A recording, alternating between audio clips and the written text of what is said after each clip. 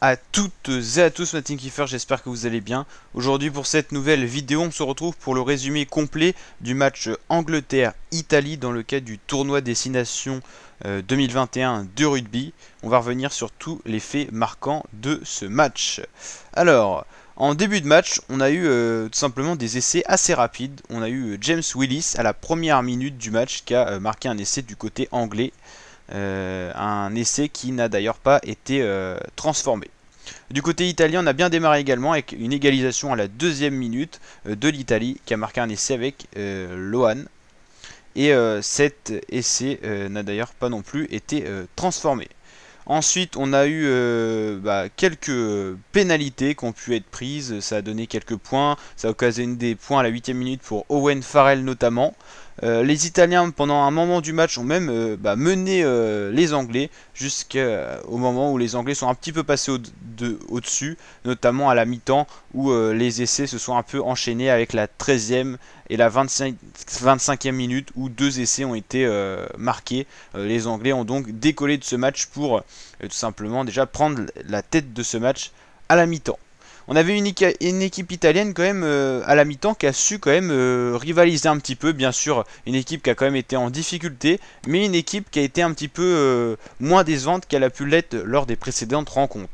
En deuxième période, ça a été beaucoup plus compliqué pour l'Italie. Hein. Ça a recommencé un petit peu comme en première période, en fin de première période, où les Anglais ont largement dominé. Dès la 40e minute, on a eu un essai de Johnny May qui a vraiment été très rapide aujourd'hui dans ce match. On a eu un essai de Watson et également de Ewen Daly à la 67e. Donc voilà, des essais en plus qui ont été transformés, donc ça a fait pas mal de points de prix pour cette équipe.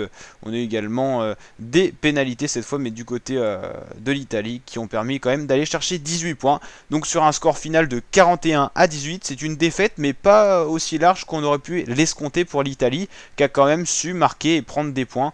C'est déjà ça pour cette équipe italienne qui quand même va enchaîner sur une deuxième défaite. Après une défaite face à la France le week-end dernier, c'est une défaite face aux Anglais.